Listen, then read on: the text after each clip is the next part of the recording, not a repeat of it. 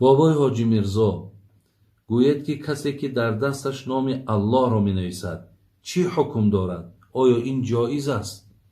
бародарои азиз ва гиромӣ, нависондан новобаста хоҳ номи аллоҳро менависад, хоҳ номи худша менависад, хоҳ номи падарша менависад, хоҳ номи модарша менависад, фарқе надорад. ҳамин навиштаҷот дар ҳамин баданҳои мову шумо, бародарони азиз, ҳеҷ гоҳ ҷоизам нест, дурустам нест.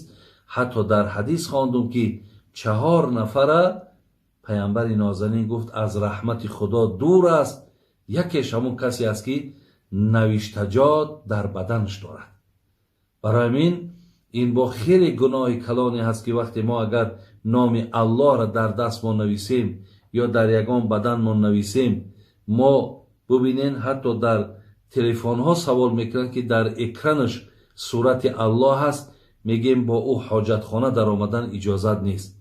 вақте ки ту дар худи баданат ин аллоҳ ё муҳаммад, инҳо вақте ки китобат мешаванд, то ҳар гоҳе ки халоҷо медароӣ, дар ҳар як қадамат, дар ҳар як дохил шуданат, ту пеши худованд гунаҳгор мешавӣ. имрӯз агар имконаш бошад, касе навиштаҷот дошта бошад, баъзе мегӯяд ҳамхелӣ баромадааст, дорувое баромадааст, ки аз болош мемоланд, ҳамон ҳарфҳо ҳама нобуд мешавад. агар имконаш бошад, ки ҳараҷ набошад, бо ягон зараре ба ҷисми шумо наорад, мақсад онҳоро аз пӯстотон дур кунед. ва агар нашаваду ягон зиёне меовардагӣ бошад, ин ҳолата бародар азиз, барои ин гуноҳи кардагитон тавба кунед. ҳеҷ гоҳ ҳар чизеро ки бин бародарои азиз, худованд ҳамин хел моро зебо офаридааст, ки дигар ҳоҷат ба тағйир додан дар ҳамин узвҳои мову шумо нест. ҳеҷ гоҳ ман мебинам бисёре аз мисол нафарҳоеро, ки дар нохунҳошон, дар дандонҳошон, дар мӯйҳои сарҳошон, дар чашмҳошон ҳар хел тағйиротҳо медароранд. алалхусус хоҳарои мо, ба ин баданҳои бисёр зебое ки шумо доред раҳм кунед.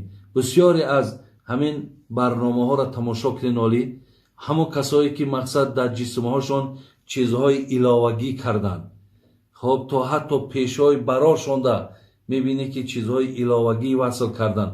ҳамаи амонҳо бо бисёр бемориҳои вазнине мубтало шуданд. иншоалло дар шумо зебогитон, хоҳ додарои азиз, хоҳ хоҳарои азиз, ахлоқи зеботон, ниятҳои нектон, суханҳои хубтон, ин барои шумо зебогӣ аст. ин зебогӣ нест, ки мо он чизҳоеро, ки зиёдатиян дар узвҳомон пайваст кунему, баъд зарарҳошона бубинем. зарарҳои хеле ва хеле зиёд дорад. аз ин лиҳоз агар хоҳарои моро бинем, модарои пешмонро бинем, чӣ қадар мақсад пирам ки мешуданд, ҳеҷ гоҳ зебогишон аз чеҳраҳошон, аз дастҳошон дур набуд, барое ки аз химияҳои имрӯза истифода намекарданд. ҳамзамон бародарои азиз, шумо ҳам аз ин навиштаҷотҳое ки ҳастанд ҳеҷ гоҳ истифода накунед, ки ҳатман ино дар пӯстои шумо, дар узвҳои шумо ягон зарару ягон зиёнеро меорад. вале ба ҳар ҳолам ки бошад, шариат манъ мекунад аз навиштаҷоте ки дар пӯстҳомон мо менависем. саволи дигаре ки ҳаст, бобои ҳоҷӣ мирзо, оё зани ҳомиладоре ки кӯдак ҳомиладор ё ки кӯдак шир медиҳад, рӯза мегирад ё на? ман дар ҷавобҳои пештар дар ин масъала бо хеле рӯшанӣ андохта будам.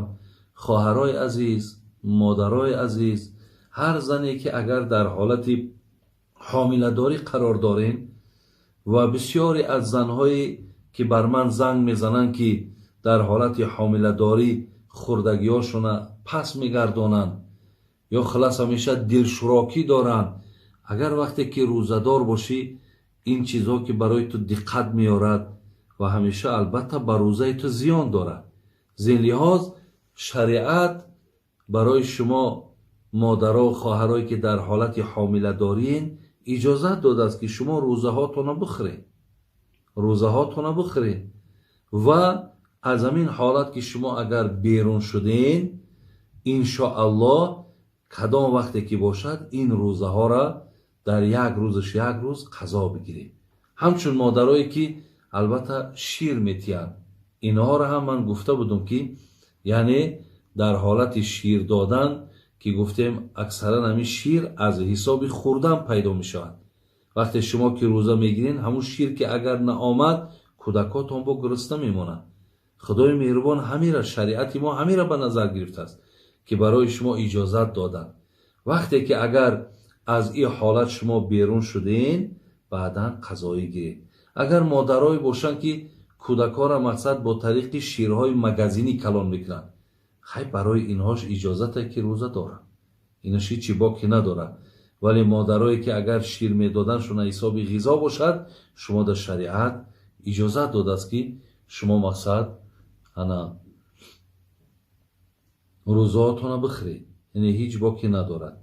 دیگر سوالی که اینجا آمده است، بابای حاجی میرزا گوید که زن حائضه در شب قدر باید چیکار کند؟ ثوابش میرسد یا نمیرسد؟ البته مادرها و برادرای عزیز، شب قدر که یکی از روزهای بهترین این ماه رمضان هست که شب ایرا شب زنده‌داری کردن برابر است با 83 سال زیادتر از عبادت، از 1000 ماه. حتی گویم نزول ملائکه ها، حتی حضرت جبرائیل که در این شب و موافق آیت قرآن که در سوره قدر می آید و زمین پایان می شود. خلاص بسیار شبی با ثوابی هست. ولی مادرها و خواهرایی که حتی در حالت همو حیض هم که باشن، شما با سبحان الله، با الحمدلله، با الله اکبر گفتن گناهگار نمی شوین.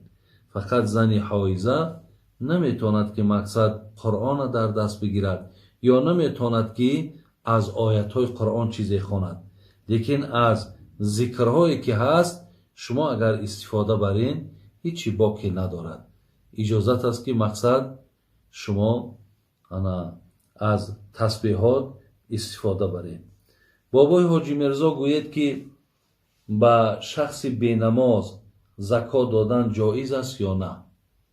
البته شخص بینماز وقتی که ما میگیم، شما برادران عزیز یک چیز فراموش نکنید که در اعتقاد اهل سنت و الجماعه آدم بینماز از دین بیرون یا کافر نمیگویند.